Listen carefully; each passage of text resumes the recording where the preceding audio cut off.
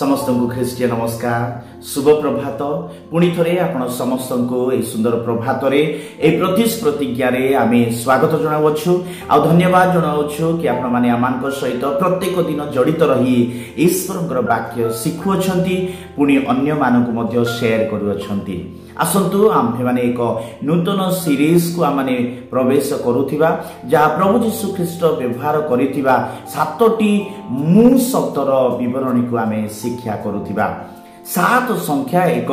महत्वपूर्ण संख्या अटे। 7 संख्या जाकि संपूर्ण संख्या सदाप्रभु परमेश्वर षष्ठ दिन जाए से कौन कले पृथ्वी रे बसवास करबा निते प्रत्येक जीव जंतु पशु पक्षी गछ लता समस्त विषय से सृष्टि कले एवं सप्तम दिन रे से विश्राम नैथिले। आमे देखि पारुछु इलिसाय भविष्यद्वक्ता नामान कुष्टी को 7 थर जाए जर्दन नदी रे जाई निजको बुड़ेवा पाए से कहिथिले। पुणी आमे देखि पारुछु यीशु ख्रीष्ट जगत रे थिबा समय से 4000 लोक मानको से कोन करथिले 7टी रोटी एवं अल्प किछि माछ द्वारा से कोन करथिले से मानको परितृप्त करिथिले आ 7 बेता रोटी माछ कौन होता बड़का होता। पुणी आम देखि पारुछु यीशु ख्रीष्ट जेतेबेले जगत रे रहिथिले क्रूसरे क्रूसार्पित जेतेबेले हेले से समय से 7टी बाणी से कहिथिले। प्रेरित पुस्तक 6 पर्व मध्ये आम देखि पारुछु कि 7 जन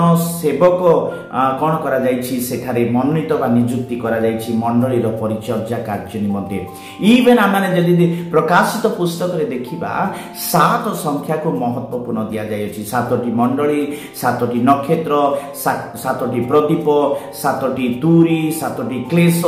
7टी मुद्रा एमिति अनेक थर 7 संख्या को व्यवहार करा जाय छै। तेणु आम देखि पारुछु कि 7 होछि एक महत्वपूर्ण आ संपूर्ण परमेश्वरकर संख्या अटे। हालेलुया। तो आम देखि पारुछु वर्तमान आम प्रभु यीशु ख्रीष्ट ए जगत रे से जेतले रहिथिले से ए 7 संख्या को से कोन करिथिले महत्व दे 7टी मु शब्द को से कोन करिसंती व्यवहार करिसंती। प्रथम विषय होछि मु जीवनदायक आहार जहाँ जॉन मंगल सुसमाचार 6 अध्याय 35 41 48 एवं 51 पदरे एई जो मु जीवनदायक आहार मु स्वर्गरु अवतीर्ण आहार ए विषय प्रभु यीशु ख्रीष्ट बार बार कहउछंती। आउ ए जो मु शब्द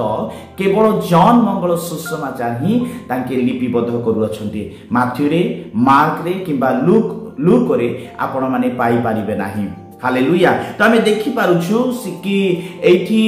माने अति गुरुत्वपूर्ण शब्द होछि मु शब्द होछि अति वेरी पर्सनल वर्ड जोटा कि आई शब्द इंग्रजी रे आई बोली कि उच्चारण करा जाय छै। I am the bread of life. Hallelujah. I सहित एम को व्यवहार करा जाय छै जोटा कि वर्तमान काल व्यवहार करा जाय छै। एटा भूत काल किबा भविष्यत काल व्यवहार करा जाय। वर्तमान एबे मध्य से जीवनदायक आहार अटंती। हालेलुया। जो माने तांको निकट को आसंती से माने कदापि क्षुदित हेबे नै। जो माने तांको ठारे विश्वास करंती से माने कदापि से माने तृषित हेबे नै जा 35 पदरे लेखा अछि। हालेलुया। तो हमें देखि पारुछु एठी आई am the bread of life. जो आई शब्द एक महत्वपूर्ण शब्द कारण मसा सदाप्रभु परमेश्वर को पचारिथिले कि मु जेतेबेले इस्राएल लोक मानक सम्मुख रे जीवी से माने जेतेबेले मते पचारिबे तुमको किए पठाई अछंती से समय मु से मानक कोन उत्तर देबी। आउ यात्रा पुस्तक तार 3 पर्वर 13 और 14 पद रे लिखा अछि I am who I am. Praise God. I am has sent you. तथ आम्भे तुमको पठाई अछु एई शब्द जाई कि से मान को कहिबो बोली कि सदाप्रभु परमेश्वर मसा को कहउ अछंती। Praise the lord. तो आई एम रो महत्वता जाकि पुरातन नियम रो से कोड को कौन करछंती प्रभु यीशु ख्रीष्ट एठी कहिबा पाई जाउछंती। सेई दिन मसा को प्रभु जणाइथिले इस्राएल लोक मान को कहिबा पाए एवं मसा को पाए मध्ये गोटे शिक्षा इस्राएल लोक मान पाए मध्ये गोटे शिक्षा कि I am that I am. तो आम्भे जे अछु से अछु आमे अब्राहम को सहित जे प्रकार रहिथिलो आमे अब्राहम को जे प्रकार प्रतिज्ञा देइथिलो आमे इसहाक को जे प्रतिज्ञा देइथिलो इसहाक सहित जे प्रकार रहिथिलो जाकूब को जे प्रतिज्ञा देइथिलो जाकूब को सहित जे प्रकार रहिथिलो जोसेफ को जो प्रतिज्ञा देइथिलु जोसेफ को सहित जे प्रकार रहिथिलु आज मोसा तुम्हे मध्य मन रख कि आमे तुमको प्रतिज्ञा देइछु तुम सहित रहिछु इस्राएल लोक मानक निमते आमे प्रतिज्ञा देइछु आ इस्राएल लोक मानक मध्य सहित मध्य आमे रहिथिबा हालेलुया सेइथि पाए सदा प्रभु परमेश्वर इस्राएल लोक मानक सहित रही मरु प्रांत रे तांको सहित रही तांको कोन कथिले किनान देश रे नेइकरी पहुंचैथिले हालेलुया सेई शब्द को प्रभु यीशु ख्रीष्ट नूतन नियम रे पुनी आजि मध्य आपण मानक निमते मो निमते से व्यवहार करूछंती I am the bread of life मु से जीवनदायक आहार जो आहार इस्राएल लोक मानकु मरु प्रांत रे 40 वर्ष जाए मान्हा रूप रे स्वर्ग रु अवतरण होई मु कोन करथिली से मानकर खाद्य शारीरिक भूख से मानको मेंटेइथिली किंतु वर्तमान तुम्भ मानकर आत्मिक आहार भावरे तुमानको अनंत जीवन देवा निमंते प्रचुर जीवन देवा निमंते मु स्वर्गरु अवतीर्ण सेई आहार बोली प्रभु यीशु ख्रीष्ट कहउछंती हालेलुया जो माने मो निकट को आसंती से माने केबे मध्य क्षुधित हेबे ना जो माने मो ठारे विश्वास करंती से माने केबे मध्य तृषित हेबे ना प्रेज द लॉर्ड मो प्रिय भाई ओ भुनी माने आजि आपण माने क्षुधित अछंती कि आजि आपण माने तृषित अछंती कि सेइथि पाए सत्य ईश्वरकर अनुसंधान करूछंती सेइथि पाए कि आपण माने अनेक क्रिया कार्य करूछंती से ईश्वर को प्राप्त करिबा पाए से परित्राण प्राप्त करिबा पाए से मुक्ति प्राप्त करिबा पाए से क्षुधित रु आपण माने वंचित रहिबा पाए प्रभु यीशु ख्रीष्ट कहउछंती मो निकट को आस मु तुमको कोन करिबी तृप्त करिबी प्रेज द लॉर्ड मो ठारे विश्वास करो तुमे केबे मध्य तृषित हेबो ना तो एठी हमें देखुछु ब्रेड जोटा कि आहार बा रोटी भाबरे व्यवहार करा जायछि ब्रेड गोटे महत्वपूर्ण खाद्य अटे समस्तंकर प्रिय खाद्य समस्ते एई रोटी खाई के से माने कोन करि पारंती परितृप्त हेई पारंती मांस ठारू रोटी महत्वपूर्ण खाद्य अटे रोटी सेइथि पय प्रभु यीशु ख्रीष्ट कहउछनी मु जीवनदायक आहार रोटी अटे आउ शारीरिक